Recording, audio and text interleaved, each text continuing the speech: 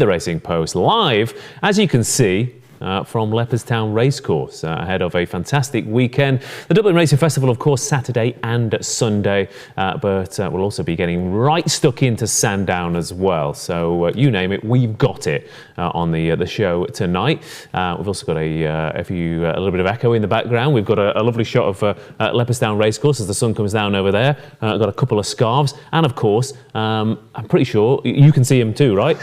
I'm not hallucinating, but there is a Simon Clare right next to me as well. First things first, as you're in the shot with me, Simon. I know, I'll get the early introduction. This is the first. Yeah. Oh, I'm the last to get introduced. Well, this is it. You know, it's if you come into the studio, like I said, you get treatment, preferential treatment. So hello to everyone watching at home.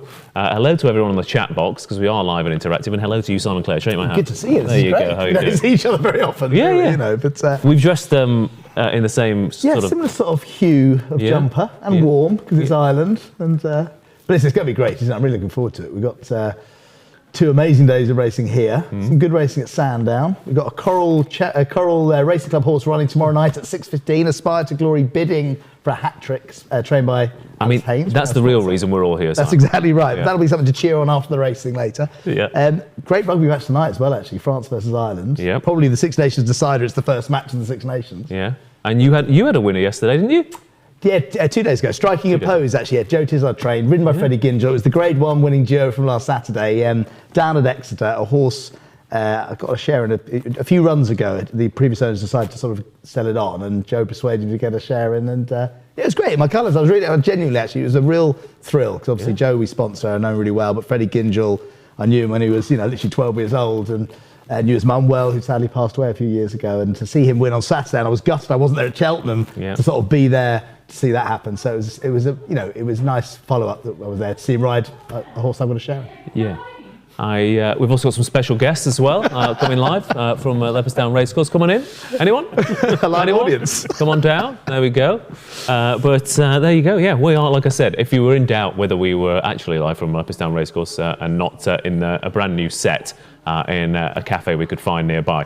But I don't know if you can see on the shot there as well, impatiently bumping his knee up and down, is the one and only Mr. Paul Kealy. Yeah, mate. How are you doing, Keels? Yeah, it's good, yeah. I'm just watching the production team trying to get everybody outside to shut up. Yeah. When you work from a race course, there's people working, they're setting up everything for the party. Yeah, I mean, that is actually, I'm not going to say that kind of, I'm going to say blow my mind, because I'm not that naive, but you do come in and you realise how everyone's been here since the crack of dawn setting everything up. Yeah, absolutely. Even now, I walk in and go, God, you've done so much work, and it's only Friday afternoon. Exactly, it's looking good. Exactly. Yeah. But how are you? Are you all right? Have you had any? I mean, Simon's had a right old week. How have you been? Hey, yeah, all good. Yeah. Yeah. Thoroughly enjoyed the action at Cheltenham last week. I was on with another big meeting this week. Really looking forward to it. Yeah, lovely stuff. And everyone's got their own favourite DJ, but personally, I don't know, who's my favourite DJ? Possibly Carl Cox? I don't know. Unfortunately, he wasn't available, so the Racing Post, David Jennings. You got a dud. You got a dud, let me tell you, yeah. Very How you much doing? on my own here. An Irish man between 3 Brits, so flying the flag for the home team here today. I don't know if you appreciate, though, I have tried to represent Ireland in the colours I'm wearing. Yeah, if you have white boxers on, you've done it.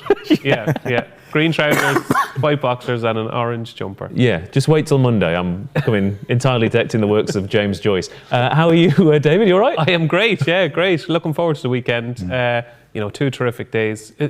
It's really established itself in the calendar now, and I know it's the Willie Mullen show, and I know he's really going to be flexing his muscles, but there's still some terrific horses, and at least he's running his stablemates against one another as well. So if he didn't, we'd be in trouble. But it's going to be a cracking weekend. There's a lot of press about, like you said, that all the horses are from the same stable, that they're all running against each other, that obviously in the week, you said he was doing this yesterday, you said he was doing that tomorrow. 2 questions for you. Okay. First thing is, what are the positives? Everyone talks about, they're all in the same stable. What are the positives of Willie Mullins having such a strong string? Are there any? That is like the £1 million question, who wants to be a millionaire? I'm not sure there are. Right, okay. Are there positives to Willie Mullins? That's what I'm just trying to, because everyone, Well, I suppose the positives would be that they're all for different owners, and that he's not afraid to run them against one another at this meeting. And we saw last year, Gallimar So beat Lossy Mouth. It wasn't as cut and dried as we thought before the weekend. It'll be the same this weekend. We think they're all going to win, and you come in this weekend and you think, sure, how could Statement not win, or Galloping the Shams, or even Predators Gold in the first? But there'll be shocks, and the reason there are shocks is because even those in the stable don't really know who's the best of the bunch. So we're going to find out a lot this weekend. Yeah, but that was a tough question to start with. Well, that's one of the. Well, yeah. I don't think I've ever done a live broadcast with you, DJ. So I thought I'd really, annoy you from the get-go. Yeah. What was your second question? Well, we were talking about that earlier in the week, weren't we? A lot of people saying, well, you said Gaelic Warrior was going to go here yesterday, and now this. But just talk to us about that, because part of the problem is it's not Willie Mullins' fault, because he's not tweeting out every day, is he, about his plans? It's part of the process. It's part of the whole. Yeah, this is the thing. Look, there was nobody more gutted than me when the declarations came through on Thursday morning and saw the Gaelic Warrior wasn't run against Marine National. To talk you through the process, I was working on a new shift in Ireland on Tuesday. Obviously, I went through all the entries on Tuesday, the 5-day forfeits, and I said to myself, imagine if we got Gaelic Warrior against Marine National. That would be the big blockbuster showdown of the weekend. And the market suggested we would, because Gaelic Warrior was a much shorter price for the Irish Arkle than he was for the Novice Chase on the Sunday.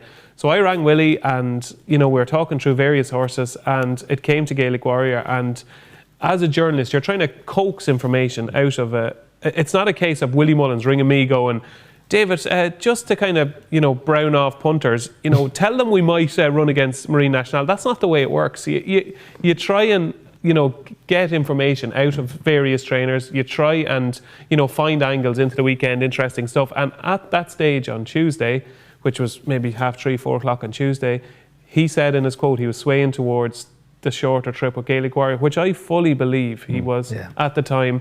Since then, Facile Vega worked. Facile Vega, by the sounds of things, worked as well as any horse that's going to be running this weekend.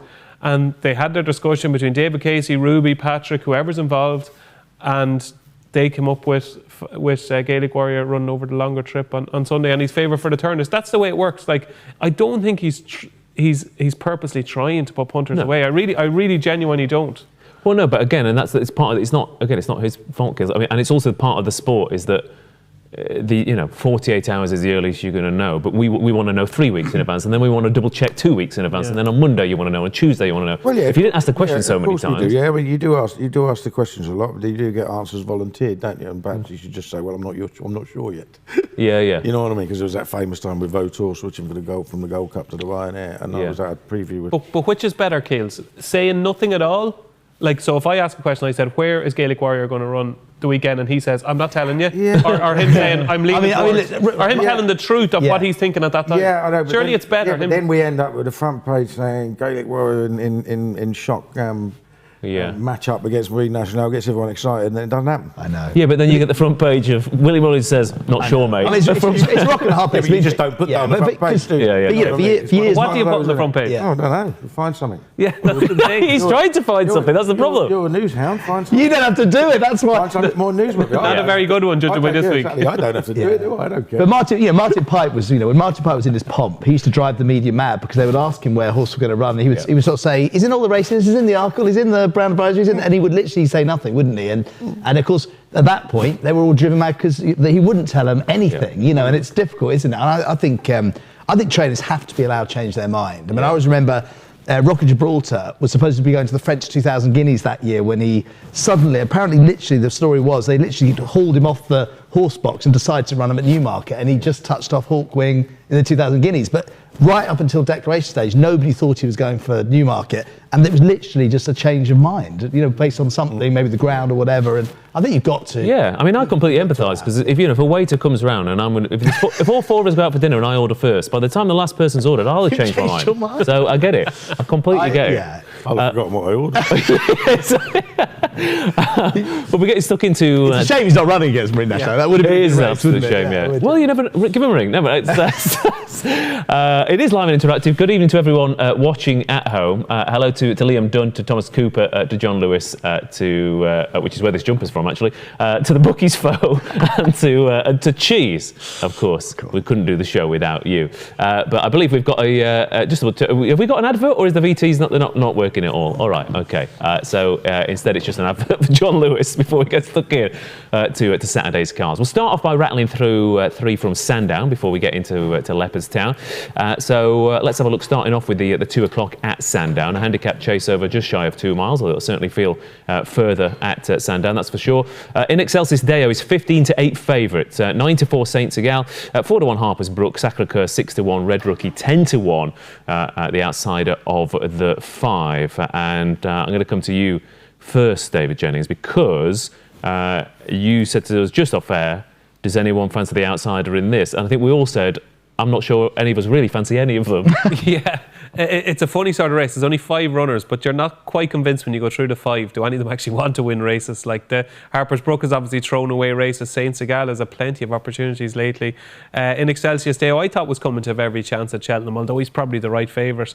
And then you get to Red Rookie, and look, he's completely out of form. But he was third in this race last year off £4 higher, and I thought he was going to have a really good season this season. I thought we'd have a proper grand annual type this season, and it just hasn't happened for whatever reason. I did like Emma Lavelle's, she was obviously interviewed by the stewards after his first run this season. I thought he'd run well against Boot Hill at Sandown, or at Ascot in, I think it was November, and ran an absolute shocker. Emma Lavelle said, she was asked for an explanation for the poor form shown, and she goes, he was outpaced throughout.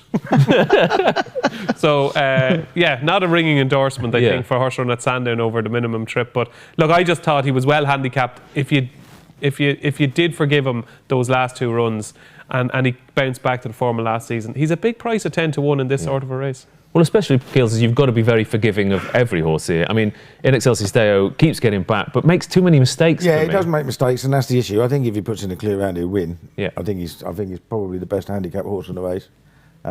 He was my token selection, but I will go on record and say I'm not having a bet in the race. I won't be backing him, but I thought he was the most likely winner. I'm pretty sure he will charge up the hill. I think that Madara that beat him last time was pretty good. Yeah, he's one might have a chance. One of the favourites for the big race, but a big 2 mile handicap over here. So yeah, I think that's most likely winner, but not playing. Yeah, and I kind of know what you mean about. You said about Saint Segal's had plenty of chances, but I quite like horses. You think they have plenty of chances, but they gradually drop into the grade where they're actually a little bit better, and then you go, oh, this all I needed was an easier race, actually, and then they pop up into the grade they can't win it again, and the cycle repeats. First Flow's a good horse as well. I thought it was, he ran a brilliant race at Lingfield, and I think Saint Segal deserves to win a race, doesn't he? I mean, he was unlucky. He ran a good race in third, unlucky when he came down. I think he bumped into a really good horse in First Flow. I think at 9-4, he's the solid selection. Yeah, well, at least one Seagull will turn up this weekend, eh, Tom? Honestly. But selections 2 o'clock at Sandown. In Excelsis Deo, for me. In Excelsis Deo, I would be very much. This is a complete no bet race, but I think I do think at 10-1. I think Red Rookie is probably a shade of value, but you cannot possibly have. There you go, Simon. You cannot possibly have any confidence in Red Rookie, but I think at 10-1 he's probably a little bit overpriced. So that is the most watery argument for a horse that's ever been created. So well done in filling that as the. Fix my microphone. So Saint Segal for me. Beautiful stuff. Okay, I'll go for Saint Segal as well. Shall I just quickly do my press boosts actually? Sure, yeah, absolutely. You distracted me by asking me about the horse owner sharing. Two big price boosts for an hour. Predator's Gold is 2-1 from 13-8 in the first at Leopardstown, and then the juvenile hurdle Storm Heart, obviously another short price favourite. Again, he's 13-8. We're going 2-1. So both of them 2-1 for the next hour. I'm not sure. I think it's a maximum £20 bet, but I'm not sure. We'll have to check that. But it's anyway. For next hour, it is indeed £20 bet. There we go. Lovely stuff. Okay. What else have we got? In Excelsis Deo on the steel, says Connor, with several E's and L's. And Harper's Brook will walk this off-world. Well, I mean, he might stop to a walk. Yeah, I was going to say. But he does drop down in trip. So I mean, it could be. The Sacre-Cœur is going to win because it's the only horse no one's mentioned. So. Well, yeah. Anyway, Mickey Mouse 5-run race at Sandown. We've got loads to get through. He's in a hurry to get somewhere, Ross, isn't he? He is indeed. He is indeed. Well, over there, just behind you. I was going to say, it tastes better when it's not imported, is what you're saying. We'll find out in an hour. Right, let's move on to the next at Sandown then. The 2:35. Let's get some prices up on the screen, shall we? Lovely stuff. The Scilly Isles Novice Chase then, a grade 1 here where Hermes Allen is 11 to 10 favourite. Le Patron is 4 to 1 with Jello. It is 5 to 1. Colonel Harry Nickelback is 14 to 1. Another 5-run race, but certainly not a Mickey Mouse one at Keels. Hermes Allen coming up against a decent bunch of horses, maybe not as freakish as the horse he met last time out at Kempton. He drops back down in trip and he goes for a race, of course, where his trainer always likes to target. Yeah, absolutely. Look, listen, he got well and truly thumped in the Quarter Star at Kempton. That was 3 miles. Trainer's not entirely certain that he wants 3 miles yet. So come back to this trip, he's got the best form, but he hasn't got the best form by miles, I don't think. And he's short enough. I think they've all got various amounts of promise, but Le Patron for me, I mean, he's just come from nowhere and he's won really easily. And he, at the first time in handicap company, absolutely thrashed Blow Your Wad, won, easing up, and then won the Grade 1 Scilly Isles last time. Sorry, Henry VIII last time, and he loves Sandown obviously because those 2 runs there, 2.5 miles, no problem with him because that's the distance over which he beat Blow Your Wad. I think he's a viable alternative. Yeah, Gary Moore always has a cracking time at Sandown. Yeah, absolutely, yeah. But Le Patron then is a 4 to 1 shot. I quite like Jello. Are you going with Jello, yeah? Yeah, a bit of ice cream on the side, lovely. But no, I think he's he obviously got badly impeded last time out at Lingfield. Absolutely not his fault whatsoever. But I can't get the image of the win before that out of my mind. The rest of the field, I know Can Do Kid isn't up to this level, but just took that race apart, and the figure was good enough to challenge these at this level. Is it Jello? That's what I'm saying. You're going with Jello rather than J-Lo? Yeah. Oh, I see, right, Jello. Yeah. Maybe, yeah. It depends if you prefer a dessert or Jennifer Lopez, I guess. I think that would be unanimous for everything on the panel.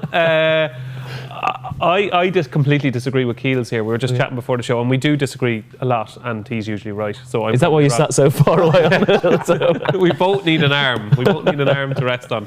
I thought Hermes Allen, the rating suggests otherwise, but I thought he was different class to these type of horses. I know Le Patron has improved loads, but not so long ago he was rated 122. And horses do improve spectacularly and rapidly, and he is one of them.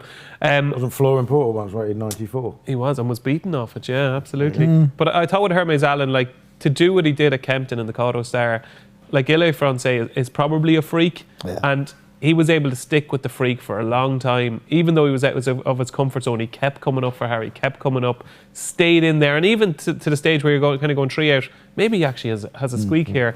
I'd say if you were, told Paul Nicholls a few weeks ago that this would be the field for this race, he'd snap your hand off. Yeah. I just think he's a better horse. I think he should be odds on.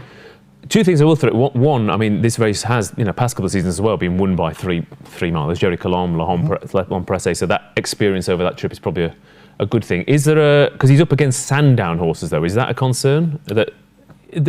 Pace-wise, do you think? Well, just because it's one of those tracks where horses come back time and time again and absolutely relish the way the races have run, and some other horses just hate every second of it. Yeah, but I suppose you're taking that into account. I suppose if you're back in the 11 to 10, I just think ability-wise and future-wise, I think Hermes Allen, you could see potentially rocking up.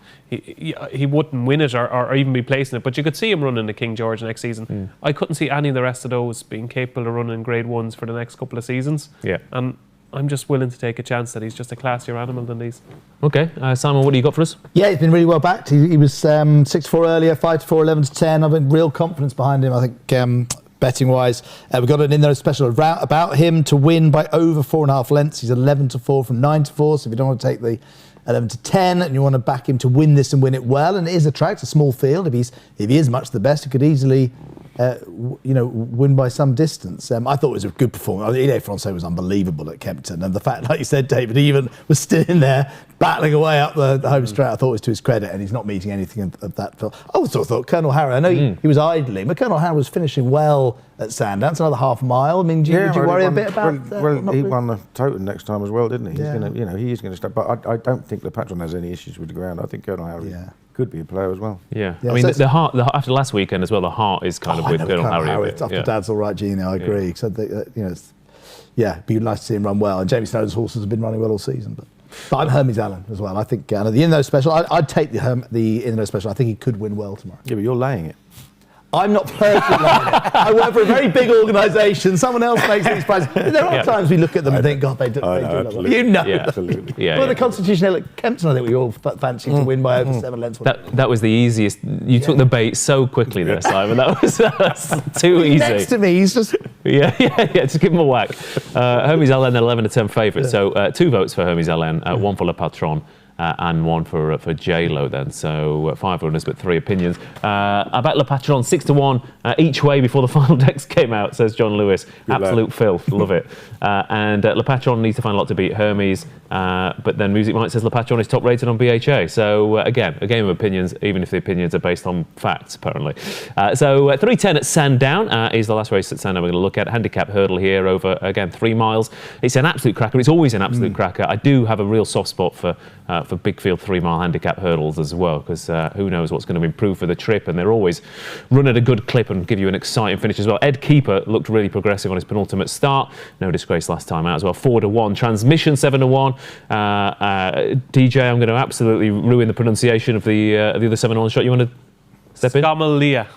That's much better, because I think wouldn't. it's Grey Skies, I think. Grey skies. Grey Skies in impressive. Irish. Oh, nice. Scamalia, yeah. Nice. Now, you say that's impressive, right? That's like first class Irish, like for 7-year-olds, Really? I'd say. Yeah. So, like, it might be impressive to British viewers, but there's Irish people going, you daw. Yeah. Okay, we've got St. Davy in 8 to 1, West Balboa. Good Luck Charm 11 to 1, Dubrovnik Harry 12s, and 14 to 1, and bigger the rest than here. Big Field Handicap has poor Kealy written all over it. Yeah, when I was looking at this earlier in the week, I liked Transmission. Won that very valuable race at Plumpton with Joe Anderson hanging off the side of his neck. Yeah. And, you know, it took him 3/4 of a circuit to get his irons back in, you know, and he actually won it pretty well. He won, you know, in commanding fashion. He only went up £6. The third was second to Nurse Susan at beating a neck at Lingfield, was beaten, you know, best part of 6 lengths, I think, at Plumpton. And the fourth was Annual Invictus, who won the Great Yorkshire Chase. So the fourth worked out really well. He's only up £6. And, you know, he's pricking his ears jumping the last, so I think he had plenty left in him, and I think he's got a massive chance. The one I fear is the top one, West Balboa. I mean, there were people tipping her to win the long walk hurdle at 3 to 1 fab, and now she's running a handicap off 143. Yeah, if you thought she was 3 to 1 shot in that race, then 8 to 1's insane. And she's 8. Now, I'm fairly certain she doesn't want good ground, which it was at Ascot. It's going to be, even though it hasn't rained for ages, you saw how it rode the last time that was there. It was still bottomless, wasn't it? So I'd imagine she's going to be suited by the ground. I'd fear her quite a lot. Okay. DJ, any angle? Oh, I really want to take on Ed Keeper, like starting this race. Favourite, big field handicap, 3 miles at Sandown. And after about 20 minutes, I just kept coming back to him. And just the way he travelled at Cheltenham, I thought he would have won. I don't know what you thought. Did you think he would have won, Kills? I think he might have won. Like, it was a desperate mistake. Not Like, absolutely certain. But, like, he might have done. He's such a young horse, though, as well, something like that. progressive, Yeah. Yeah. and just the way he travelled like a horse that was quite a bit ahead of his mark. Yeah. He's got up £4, which was, he couldn't really give him any more, like, because you're trying to guess how he would have fared. But I thought he would have won. He's gone up £4. I think he's the one with most scope for improvement in the race. Look, he's 4 to 1 favourite, and a handicap over 3 miles at Sandown is ridiculous stuff. But I think he'd be hard to beat. Yeah, and I mean, you do get those types of horses. I mean, you know, Crambo being one of them, and over the years, your next generation Grade 1 3-mile hurdlers often go off this prize in a handicap, absolutely murder them, and then I do step think up it's the one great. grade where good handicappers and Grade 1 horses are very closely matched. Because the Grade 1 horses aren't very good. Yeah, exactly. Yeah, So yeah. if something did happen to win this very impressively and kept progressing, like, they wouldn't be out of place in a stayer's hurdle. I think it's the one grade that you can make the jump up quite easily, whereas a handicap chase over 3 miles in the Gold Cup, you're never going to make it. But I think the staying hurdle division at the moment they're not that much superior to your handicappers. Like, Well, no, I mean, David Pipe used to do that all the time, didn't he? Your Dynasts and your Grand Crus and all those over the years. It's almost the inverse to the flat, isn't it? It's the same 5 furlongs on the flat, 3 miles over hurdles on the jumps. There I always say that. they're your very small leaps up. But I think, like Keel said, it's because the good 3 mile, they're not running in these races. They probably go over fences. And the same thing, nobody really wants sprinters on the flat anymore. So they are probably the weakest divisions. But Simon, you got any extra places or anything to tempt us in? Actually, probably have got extra place. I should check that. Dave Melbury. No, funny enough, I had a sharing horse who ran in this race a few years ago, Ruakana. Do you remember the Grade 1? He didn't run a Grade 1 for me, but anyway, he actually he was out of form for Tim Vaughan at the time, and he pulled up first circuit round when he got up to the entrance to the track. He didn't even go to the second circuit. He just knew where the stables was. He didn't fancy it at all. And it took quite a while to get him back into form. But what I do remember about that race, it's a real slog, this. I know the ground isn't super soft, but it's just a real staying test. And that's why I'd be against the top weight West Balboa, and maybe even Ed Keeper, an ambitious fellow. I think looking back over the years, really tough those top weights in this race, just because of the stamina test. Money for Operation Mania, the Tom Lacey horse, has been really well backed. Been a bit of money for St Davy, very unexposed horse with John Joe O'Neill's. I think he could go well. Won well last time at Ludlow, only up £6. And I mean that race that Transmission won at Pumpton, the time before he was third to Top Cloud, Robbie Llewellyn's winner at Ascot, where Scamalea. Yeah. By the way, just say... I hope I'm right now. I could be wrong. On the form, that looks really decent form, obviously, with what Transmission did. So I thought that the Harry Derham horse, Scamalea, might be the one. But no, terrific little race. But the rather aptly named Jimmy Fogg says, tell DJ it means grey clouds. Even 7-year-old Irish is beyond him. Did I not say grey clouds? He said grey skies. Oh, I meant grey clouds. There we go. Sorry. Do you know what I was thinking of? Is there a Donald McCain horse called Grey Skies? I was thinking of grey clouds. Sorry, I apologise. There you go. Bags of that. 4 places to distract from the error. 4 places we're going. Thanks to Dave, the producer. Yeah. I mean, I say it's an error. I mean, it was a lot closer than we were. Yes, that's true. Yeah, we wouldn't have known if it wasn't for that. Right, that's Sandown done and dusted. Let's rattle on to Leopardstown then, shall we? Like I said, the sun is starting to set here, so we've got 2 days of top class action. Starting off the 120 tomorrow with a Grade 1 novice hurdle over just further than 2 miles 6 furlongs. Predator's Gold 7-4, Jatara 3-1, Loughlin is 4-1, I Will Be Bay is 11-2, Stella Story 10s, Dancing City at 14-1, and just one of 6,500 Willie Mullins horses running at Leopardstown over the weekend. Big run, stepped up in grade last time out, DJ. I mean, they've almost priced this horse up as if, well, step up in trip makes it a certainty. Is this race as weak as that price suggests? No, I don't think so. He's 4 to 6 runners when you Dancing City, I Will Be Bay, and then you've got Loughlin and Predator's Gold. I think with Predator's Gold, he's proven that he can cut it at 2 miles in a top class 2 mile race. But he's crying out for further, like he absolutely is crying out for further. And I thought coming down to the last, I actually thought Patrick might get to Caldwell Potter, and then he made a mess of the last. I don't think any of those could have ran like that in that Grade 1 over 2 miles. Look, he's skimpy enough in the market because they're so unexposed, but I think Loughlin definitely needs a proper slog. I Will Be By has that My Trump card form. Jatara is the one. I know Keels fancies Jatara, so he's going to make his case for her. But I do think Predator's Gold is the most talented horse in the race. I do think Paul Townend has picked the right one, and I'd be surprised if he's not banged there. I think he'd be hard to beat. Okay, 7-4 Predator's Gold. Yeah, Jatara, Keels, you mentioned him earlier. I mean, it's not going to surprise you. Predator's Gold improves going up in trip, is it? But I mean, Jatara has already improved going up in trip this season. She's just really on the up. She's won very easily the last 3 times she's run. Aggregate at nearly 30 lengths. 2 starts ago it was a listed company. Last time it was here over 2.5 in a Grade 3 mares race, and she was just pulling away the furthest she went. Unextended, pretty much. Yeah, and I think Racing Post Ratings has her £11 clear at the weights. That's a hell of a lot. So Predator's Gold has got to improve for the trip to beat her. He's got to give her £7. And she might improve a little bit more as well. She could easily improve again, yeah. Obviously, she's had loads of runs. Yeah. She doesn't have the amount of potential improvement that, say, Predator's Gold has. But he's still got to do it on the day, isn't he? Yeah. Okay, Jatara 3-1. What you got, Simon? Well, only because I happened to read it on the PA. Jessica Harrington's really bullish. I mean, the fact she's running Jatara in this race is a sign in itself, isn't it? I mean, you're taking on the might of Willie Mullins when you run here. And she was saying, she jumps well. The Gelding's going to have to give her £7. She's above average, and they're going to have to be above average to give her £7. She wouldn't be there unless I thought she could win. I hope she lives up to my expectations. I mean, to match with what you're saying, Paul, that is bullish stuff coming from Jessica Harrington. I mean, she's been really well backed. She was 9-2 earlier. She's now 3-1. She's clear form pick. Yeah. And she's not priced out. She's a quite realistic trainer as well, Jess. Is Like she? she wouldn't say that unless she thought it. Yeah, that's proper. And like if she doesn't really fancy anything, Yeah. she'll say nothing like. And she's beautiful. She relates to all those lovely horses. I mean, it's it's a Jetson fascinating runner, really. And I'm glad she's there. I mean, Lachlan, I think, is a nice horse for the future. That'll be one definitely to keep an eye on because he's going to be a lovely chasing type. But I'll be taking Predator's Gold on probably. And obviously that's the price boost. We're top price 7 to 4. It's generally about 11 to 8, 6 to 4 in the market. We're going 2 to 1 for the price boost with the max £20. But even the 7 to 4 is clear top.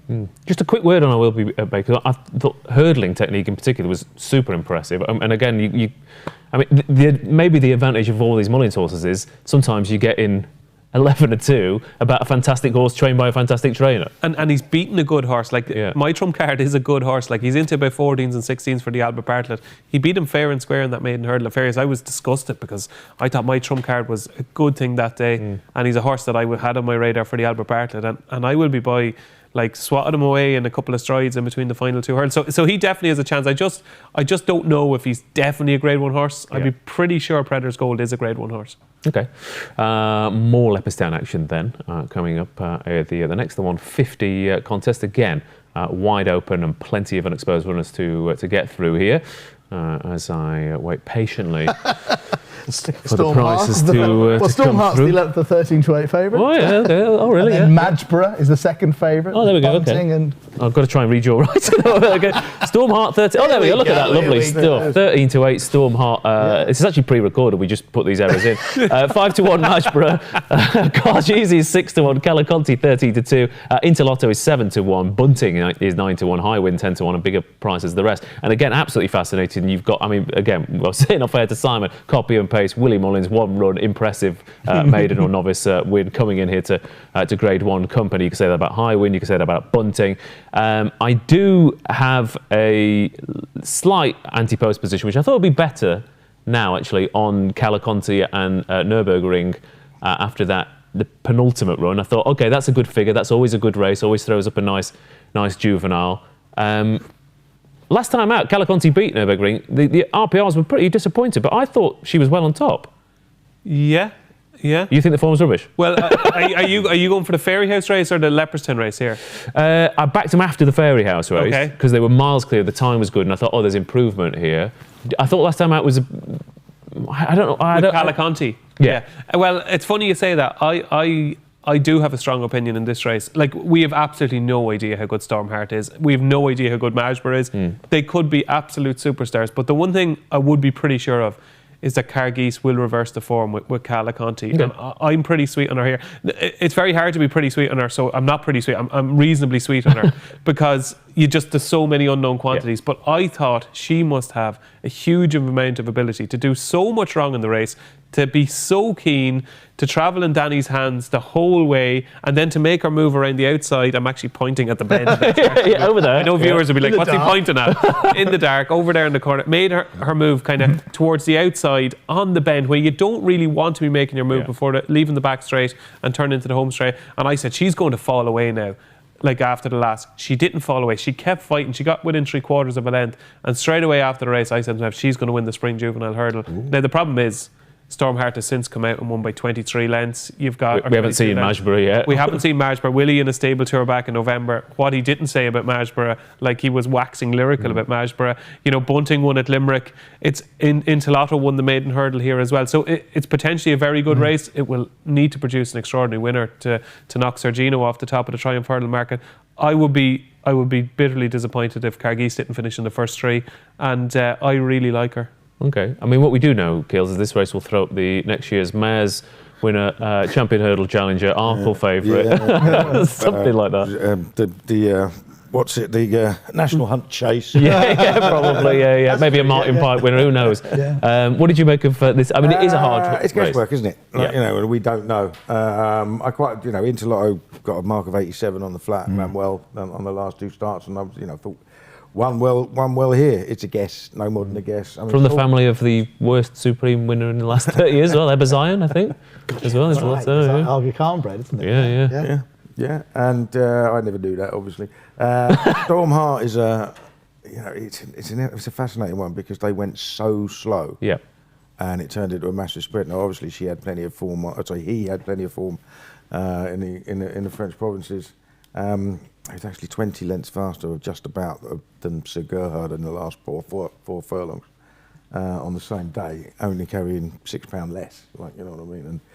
And it could be very, very good, but it could just be the fact that they absolutely crawled and turned it into a sprint, and it was flat speed that beat the rest. So, if we get a strongly run race, it'll be entirely different now. We'll find out now. I mean, I think you'd be a bit disappointed if this wasn't a very different race to what Stormheart won in terms of how it unfolds. Oh, definitely. I mean, this is always a good race. Just looking back through the record books, Gala Mosso won last year, second in the Triumph. Throughout the two previous Triumph winners in Vauban and Calixtus, it's always a top class race. Loads of placed horses have gone on. So winners have gone on placed at the Triumph. And you know that whoever's going to win, well, you don't know, but you'd be pretty sure it's going to be the short price second favourite to Sagino, whoever wins tomorrow. So, and whoever finishes fifth, favourite for the Fred Winter. It is that type of race, isn't it? But I mean, with the market's very interesting. Bunting has drifted like an absolute barge in the last hour or so. As big as 14-1, but generally 10-1 when it was 13-2. When I was just noting down the price a couple of hours ago. Cargès, really, that's the top price, 6-1. Cargès, is it called? Yeah, you could go with about 4 different. Okay. I think Cargès. Cargès. It doesn't sound as eloquent as Cargès or something. Yeah, but she's been very well backed. Yeah. So that, and it looks like it's 92 in a place, so that could be a move that plays through. Stormheart's solid, 30-8. We're going obviously 2-1 on the price boost for the next 40 odd minutes, or however long we've got left. And I quite liked it into Lotta. Just look at Joseph O'Brien's won it a couple of times, does well with his juveniles, nice flat rating, but again, total guess really. If I'm going to have a bet, I'll probably have a few quid each way on into Lotto. Okay, like I said, I'm hoping that the Calaconte Nürburgring Antipost. I mean, currently it's a shocking bet. It hasn't moved an inch, and I've still got 10 horses to beat tomorrow, so it could go either way. Cargès is the one I fancy, says Matthew Angel, and he also says I think Willie wins this one. Thanks, mate. Lovely stuff. Bit of an odds-on Dutch there. Moving on for more Leopardstown action then. A little bit easier to predict a winner potentially from the Irish Arkle, although I say that. It might not turn out that way, but Marine Nationale 2-5, Facile Vega 4-1, Founder 50 is 15-2, Il Était Temps is 20, Sharjah 25s, Seneki 150-1 outsider of the bunch, 6 of them running, but only one horse has not put a foot wrong in his career so far in bumpers, over hurdles and over fences. Marine Nationale is one of the few horses who hasn't put a foot wrong at the DRF this weekend and isn't trained by Willie Mullins. Yeah, absolutely. He's fantastic, isn't he? I mean, he looked brilliant when he made his chase debut. Really, really good. Really, really good jumper. Absolute natural. It was a perfect debut. He's run to an RPR over fences almost as high as his best over hurdles, and he's done it in a beginner's chase without turning a hair. So he's going to be incredibly hard to beat, isn't he? Would you have fancied him to beat Gaelic Warrior here? Yeah, because I don't fancy Gaelic Warrior on Sunday because I think he's going the wrong way round. So, yes, I would have done. I think he's very good. I think there's a bet in the race, and that is Il Était Temps without. But just given the way he won here last year, beating Facile Vega, it'd be no surprise whatsoever if he really shows his best again. Well, he's run 3 big races in Grade 1. He's finished third at 40-1 as I think it was a juvenile or a novice or whatever. I can't remember exactly the age of the horse. And then obviously second and first, beating Facile Vega, finishing behind Facile Vega. Absolutely loves this track. And I mean, we haven't got time to go into this, but we had the whole debate last time out about the jockey instructions and all that kind of thing. My main thought was, why did you go down the inside anyway? Yeah, absolutely. Absolutely ridiculous. And if he'd come around the wide outside, he might have given Gaelic Warrior something to think about anyway. He's clearly got an engine. I think Gaelic Warrior is a machine on a right-handed track. Yeah. But yeah, even so, I think Il Est Temps's got a big chance of finishing second. I don't think anything will beat Marine Nationale. Yeah, okay. Facile Vega's had a couple of shocking experiences at this track, hasn't he? He has, and Willie Mullins just seems to have unwavering faith in this horse. Like, he obviously works really well. It's just, he's so unpredictable. Like, he can produce, like, it's not as if he runs poorly. Like, at this meeting last year, he ran an absolute shocker, and at Christmas here, like, he did everything really wrong. Like, so he needs to do everything right to get to Marine Nationale, and even at that, even if he does everything right, he's still not going to beat him because he did everything right in the Supreme last year. Look, Marine Nationale is an incredible horse. I think he'll win. I think Gaelic Warrior, that would have been so interesting. I can see where Keel's coming from. I think Il Était Temps is probably more dependable than Facile Vega, but it's a race I'd be leaving alone. I think that's the thing, isn't it? You know Il Était Temps is going to win the race. It always does. Facile Vega's got a bit of Auguste Rodin about him to me. It's very similar. It's You're like good at this, Ross. You're good at this between your 5 furlong sprinters and your 3 mile handicap chasers or handicap hurdlers. I think it's everyone. It's the casual, laid back sofa feel. It's just you bring these nonsense things to mind. If he's an Auguste Rodin, he's going to win some big races. But this is the thing. But I think punters and fans as well get this thing where. Again, Marine National's easy to love because he just keeps winning, and we are quite unforgivable as racing fans. How shocked would you all be if Facile Vega bolted up tomorrow? Would you be absolutely if everything else stood up and it went? Would you be flabbergasted? I would be. I genuinely don't think he's all that. Yeah. I never have done. Yeah, I mean, it would be almost a lifetime best, wouldn't it? I mean, when he was favourite for the Supreme, which is interesting. You forget even off the back of the run. Quickly, what's the ground going to be like? Keep saying soft, but I mean, soft I've been here 2 days, but it hasn't rained, is it? Windy. It's soft on the hurdle track, yielding to soft on the chase track. I think we've had plenty of rain here on it was a horrible day Wednesday. Yeah, Flying in, there was loads of lime water on fields as I flew in about an hour. Yeah, my back garden is it's like that in August in Ireland. Yeah, my back garden is wet, so I'd say it's going to be. It could be tacky if it keeps drying out. Well, is that the other thing? Because the 2 disappointments for Facile Vega were on. He looks good. He's looked best on soft ground, hasn't he? Yeah. I don't know. He's just. I wouldn't be absolutely amazed if he came out and won, but it's just very hard. Like, I can't trust him. I think I'd almost be, and what I'm half expecting him is to either bolt up and then get battered at Cheltenham, or get battered and bolt up at Cheltenham. He's just that type of horse. But maybe that's where you get a bit of value if you are on the right. He's drifting. I mean, he's out to 5-1 in a place with 4-1. He was 3 earlier. Bless you, DJ. 2 in a row. Elate Tom, actually, that 20's gone. It's 16s, but that's top price 16s. He's 12s everywhere. So I think a lot of people are just playing. I mean, again, that just seems to be the. He's another one. I backed anti-post. Fields was on his phone there just 2 minutes ago. Taking the 20s. It is just because but I mean, Marine Nationale looked. You always want to kind of find a reason to take on an odds-on favourite. It's very hard to. Don't be. Never ever be. You are most likely going to lose if you take on these odds. I know. But never be afraid to. Look what happened last year. True. Lossy Mouth, Facile Vega, Blue Lord.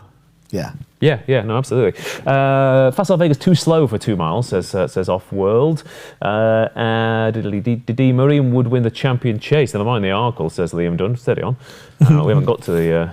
He'll do well to finish 5 lengths behind El Fabiola, but that's my opinion. Marine Nationale Illitétant reverse forecast, says Cheese, which suggests that you think there's a possibility that it might finish the other way.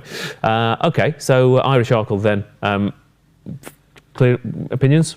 Marine Nationale. Yep. Yeah. To beat Illitétant, though, I suppose. Yeah. That's the.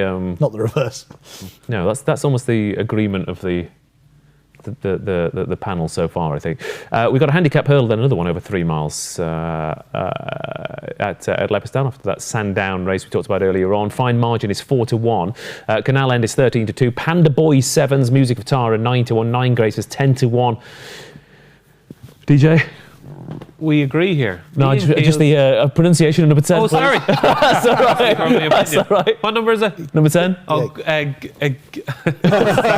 is actually hard. I think it's Gay Keel. Right, okay. Keel. Or Gay Keel. Right. I wouldn't be great with my GHs or THs in English. So it's not Gawath Chewil. It's something to do with wind anyway. Oh. Right, okay. Yeah, because it could be Gee Keel. Right. Actually, I don't know. I appreciate you trying. So I'm not trying to stitch you up. 9-year-olds rather than 7-year-olds. It's hard. Irish is hard. It is hard. Don't worry, someone with Google Translate will be able to make you look silly in a second. Yeah. So I promise I'm not trying to stitch you up, by the way. It's just that You want to present up in the ante, don't you? That's what you're doing. You're making me look bad so you can look good. That's it. Look, if I can't pronounce these horses, I'm not going to be able to understand Johnny Deneen for an hour. So True. Well, it's true. You really fancy winning this? Do I? Didn't you say you had a good bet? No, we do. No, myself and Keels agree here. I think Shambally Kid is a horse who looks like he could just have a few pound up his sleeve. He's utterly unexposed, isn't he? Like we just don't know how he got that mark. Yeah. I mean, basically last season, the novice hurdle, he beat Monty Star quite easily by the best part of 2 lengths. Monty Star won a grade 3 next time. I got a mark of 139. Probably be rated nearly 150 over fences now when he gets a mark. And then Shambally Kid. Sorry, I just forgot. I forgot. Turn on again. Turn on again. I'm getting old. Installing updates. Shambally Kid was eighth in the Albert Yeah, Bartlett. But he that's got the- given a mark of 133. I just don't see how he gets onto 133. So he might be the second string Willie Mullins, but I mean, without Is running over fences last year. Is he the second string? I don't know. But only according to the market. According to the market. Yeah. But, you know, Market, but yeah. without running over fences last time, I think he'd be one of the favourites. Yeah. You know, but I have backed another one in the race as well. Music of Tara. Okay. She's run 3 times at Leopardstown. She's finished 6th of 21 in a maiden hurdle over 2 miles. She was 3rd at Christmas the year before last in a mare's handicap, and then she won the same mare's handicap this time over 2.5. The ground was bottomless that day. All she did was stay. Brilliant ride. All she did was stay, and she found loads. And she's going up to 3 mile for the first time. A Dam, you know, she's by Cave Tara. A Dam was a 3 mile winner who was a half sister to a horse who won the Ultima. All stamina. She has to improve. So they're the two I've backed each way. And in Ireland, pretty much this season as well, it's Willie Mullins versus Rob Core almost to an extent. That such a. Is that a more investment, or is it just so happened that their best horses have all peaked this season? Yeah, I suppose Brian Atchison has bought like some really talented young horses that are starting to progress now. I suppose along with Jerry Kalam and those kind of 5, 6, 7-year-olds at the moment seem to be really strong in the Rob Core department. And then he's still got good old Bob on Sunday, Bob Ollinger running against Stateman. So he's put together a pretty decent team, and he's in Henry's and he's in Gordon's and he's in Mouse's, so he's a few different stables as well. Simon, what do you make of this? Well, there's an interesting gamble going on, which the guys might talk about. Is it Park of Kings? Ran 3rd over 2 miles on Boxing Day. Paul Nolan, JP McManus Silks, up to 3 miles, 12 to 1 now. And that's top price 12 to 1. It's shorter. It was about 20 to 1 an hour or so ago. Wow.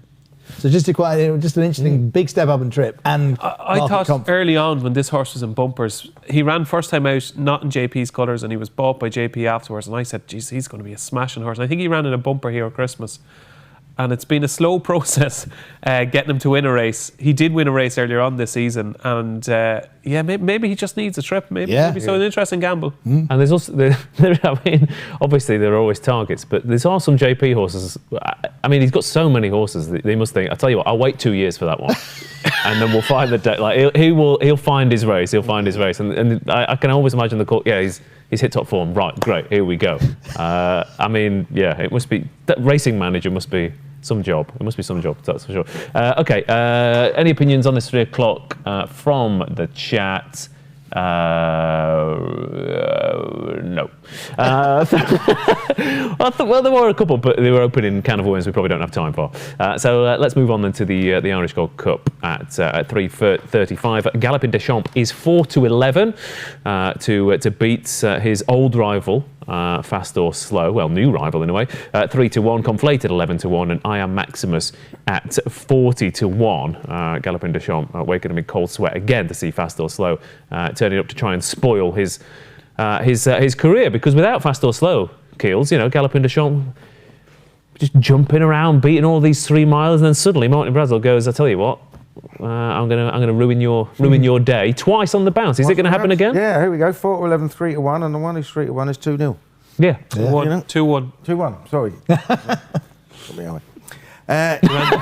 He ran the John Durkin last year. John Durkin last year. Of course he did. But Yeah, 66 to 1. Yeah, he was a 66 to 1 shot that day. So would it be that much of a surprise if we did it again?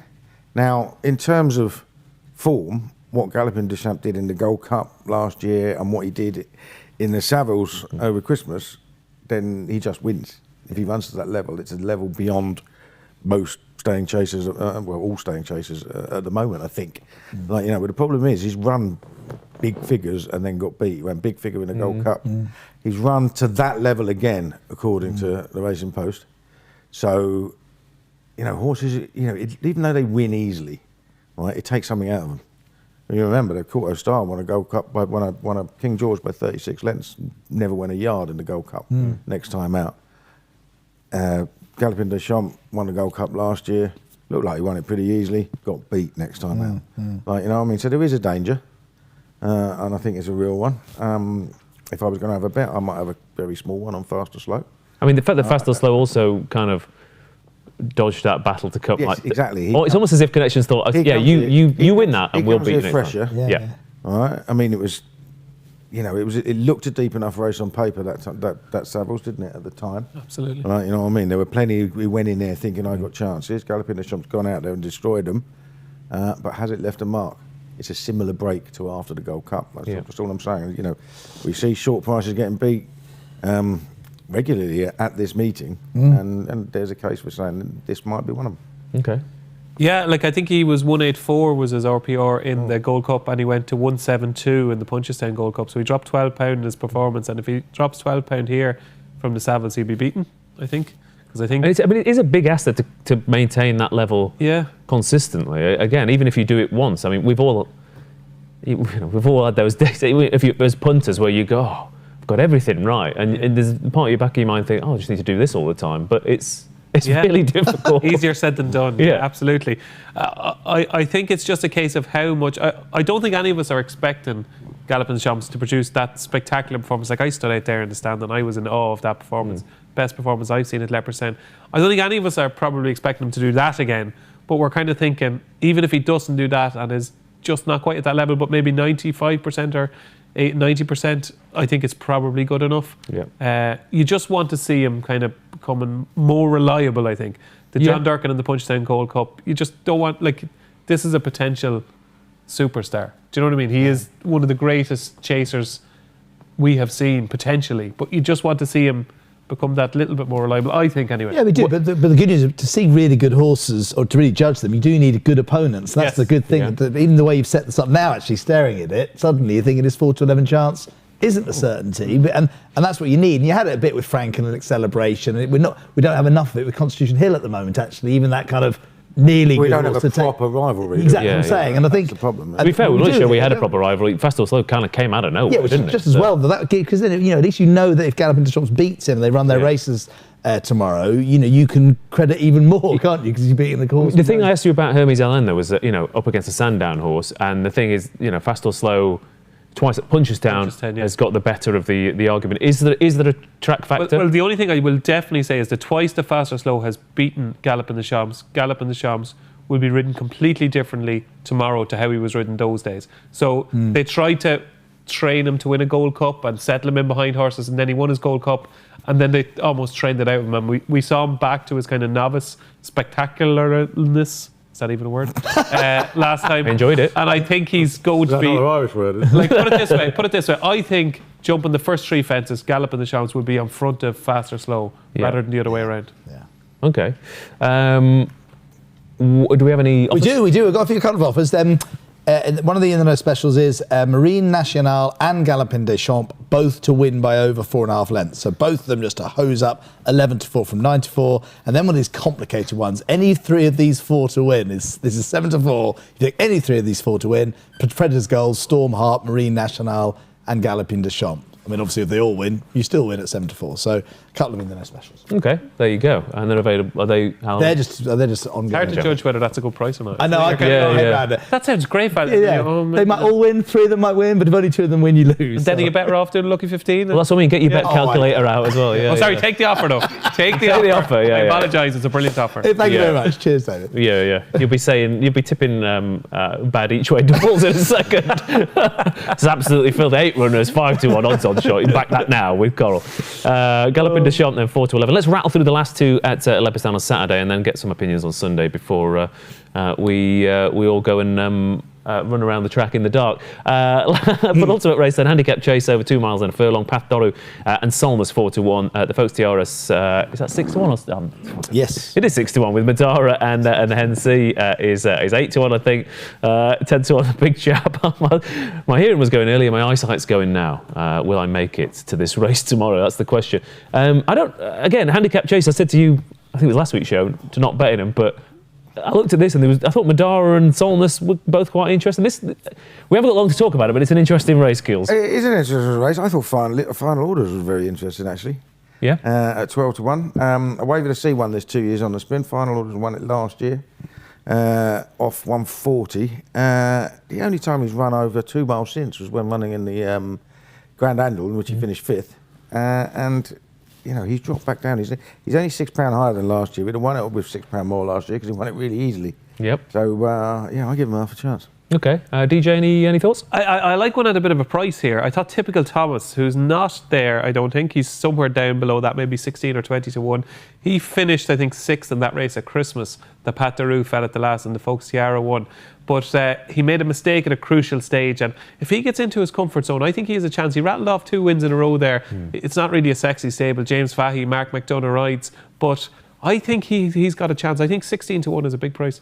Okay, and very quickly, Simon, anything? Going 4 places. Just obviously, it's interesting for a meeting where obviously the English don't come. Madara's been really well backed. Sophie Leach, I know in many ways it's a French horse. It's only had the 3 runs in England, but it's got lots of really good form on soft ground. So if it is soft here, they're coming with real confidence, and it's 9 to 2 now in a place. So that's 6 to 1. I think it's 11 to 2 now with Coral. And fair play to going over having a crack as well. Absolutely, yeah. And the other horse, which is ex-English, Grey Diamond, formerly Sam Thomas. That's been really well backed as well. That's now sort of 6 to 1 top price, and it looks like it's going to shorten up everywhere as well each way. And what's Grey Diamond in Gaelic? No. But Leah is grey anyway. All right, I know. Yeah. Diamond. Oh, I wouldn't know Diamond. That's like 6th class Irish. Someone will tell us. And very quickly, last race on Saturday is the ironically named Future Stars bumper with a dream to share taking on Redemption Day. Even money, a dream to share. Redemption Day 7 to 2. The Enabler 13 to 2. Future Stars? It's like we've gone back in time, isn't it? Yeah. There's just nothing more depressing in racing than seeing horses that have had 5 runs in bumpers have another one. I know. You know what I mean? It's ridiculous, isn't it? But the only thing is, Kealy, the alternative is we wouldn't see him at all this season. Well, you know what? Just because they're afraid to run in 1 hurdle and then go to Cheltenham. I mean, Shishkin ran in 2 hurdles, did he? We fell at the 2nd hurdle first time when he did. Yeah. You know, it's absolute Poor Vegas sat at home going, come on, guys. Redemption Days in his 3rd season, 3rd bumper season. Yeah. Just 7. Absolutely, I hate bumpers. No horse should be allowed to run in more than 2, and the race shouldn't exist at the festival. Someone made a suggestion that said that no, if you've run a point to point, you shouldn't be allowed to go in. But if you need the experience, fine. Absolutely. Yeah. Valid. If you've got some experience. You should only be allowed to run in 2 bumpers. No bumper should be worth more than $3,000. Get rid of a lot of them. Get them jumping. That's what they're supposed to be doing. Okay, there we go. Paul Kealy for president of something. I don't know. I'd vote for him. I could see you ought to know running well though. Yeah. I think he won his bumper at Kilbeggan and beat Crow Park, and Crow Park was well backed, and you ought to know wasn't well backed. I thought he was wicked impressive that day, and he wasn't quite as impressive at Galway, but he still got the job done. I'd say he's a very nice horse. Now he mightn't be a dream to share Redemption Day, but I'd say he's a decent each way bet here. Well, and if they beat him, they can come back next year. Maybe the year after, who knows? But let's have a look at Sunday at Leopardstown then. Again, I don't know what we're going to do graphics-wise here, but there's what are we going to do graphics-wise here? There's loads of action on... Bill Gates in charge of the graphics.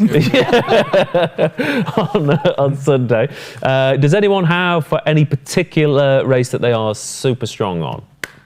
Yeah, well, my banker at the meeting, Keels, completely disagrees with. I think Foxy Girl is chucked in off 125 in the Mayor's Handicap hurdle. She's better than that. 2 mile 2 is her trip. I think Leopardstown could be her track. She'll get a fast pace.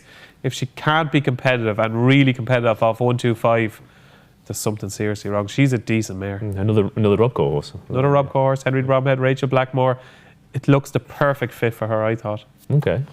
I think Bob Ollinger ran a big race in the Irish. Do you, Simon? I do. I think, to me, the way he ran at Cheltenham, the way, he's got his dual winning horse at Cheltenham Festival. Do you remember Harder Eustace? Looked like he was going to be a stay, ended up winning 2 champion hurdles after winning the Ballymore, it was called then.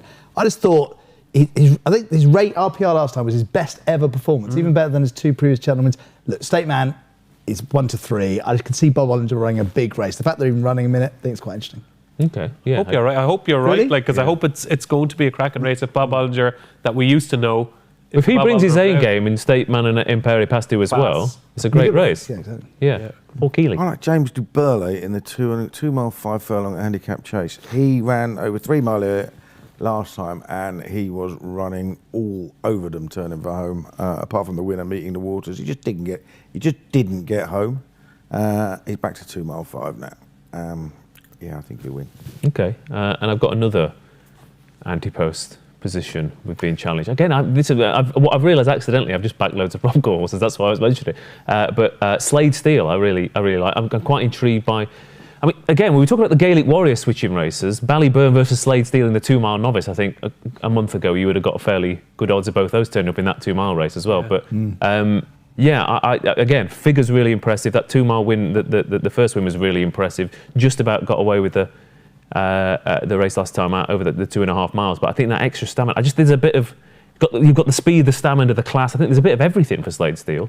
And I think, I don't know, I was looking, you were 33s for the Supreme still. Yeah.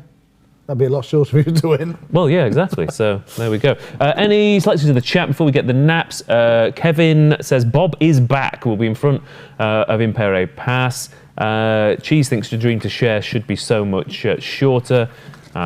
He's got it at evens. Had a wedge on. The big chap runs them ragged. Says Ian Garrigan. And what else have we got?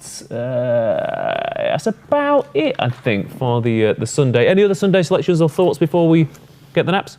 Well, a Waver to See, who is 113 on this weekend at Leopardstown, is running in a 2.5 mile handicap chase at Musselburgh for Ben Haslam. Right, okay. This time of year, he's 25 to 1. I'd probably have backed him for the 2 mile handicap if he was running it again, so I've got to have a couple of quid on him. Okay. It's one of the bigger price in the 2 mile handicap hurdle here on Sunday. It's Willie Mullins and Paul Tainham, would you believe? But it's a double figure price, and it's trained by your mate, the Alistock. Yeah. Man, a cracker in the Royal Bond. He's one of two. He's actually one of two I half like in that race. Don't think he's the most straightforward. No. The racing suit. But he's got ability. Yeah, absolutely. He's got ability, and if Townend smuggles him in, I can see that. The other one. Who won the race last year? Who was it? It was Gaelic Warrior, wasn't it? Warrior, Yeah. wow. Bialystok, springtime horse. Yeah, and before you back Gaelic Warrior over fences, just look at him at that last hurdle. Yeah, okay. Possibly a max bet. Never mind. Okay, right. Let's wrap it up with some naps then, shall we? Ahead of a big weekend. Probably quite a hard thing to do because I think might be a nap lucky 15 for giving some strong opinions thrown around. But I'm going to start with you, Mr. Simon Clare. Aspire to Glory, the Coral Race Club horse. Oh, yeah. Kempton 6:15, I think it's running. Apparently about 3 to 1. Going for a hat trick. Alice Haynes thinks he's going to win again. Oh, right, okay. And what made you look at that race? Who knows? Paul Kealy? I'll go Jatara in the first here tomorrow. Okay. And I'll go in the second. I'll go with Cargeese in the 150. Nice to see the support for Cargeese. I wonder, do we get something? You know, if 3 out of the 4 win, do we? Yes, we do that here with there should be a charity bet. with our panel charity. Donation to charity, 3 of the 4 win. All right, okay. Who are you going for? I don't know, it's throwing me off now. I've completely forgot. I'll go Slade Steele on the Sunday. How's that? Can we go with that? Is that right? Yeah, absolutely. Yeah? Good, because it's happened. Right, thanks ever so much for everyone for joining us. Like I said, thanks for everyone for watching. Tom Leach, Cheese, Paul Palmer, Michael Walker and everyone else. There's loads of shows going over the weekend and we'll be back on Monday night. Yeah, can't wait. Yeah, you'll both be back. Yeah, to dissect all the sadness of the weekend. yeah, to try and justify all our losers. What's that? 6 p.m. Why have you held up 7 fingers though? What did you say? 6 p.m? Our producer's nickname is Idiot Boy, by the way. Right, okay. I just thought you might have had an extra finger on each hand. I don't know, I'm not sure. But there we go. Lovely stuff. Thanks for watching. Like and subscribe to the stream as well. And have a fantastic weekend. Good night.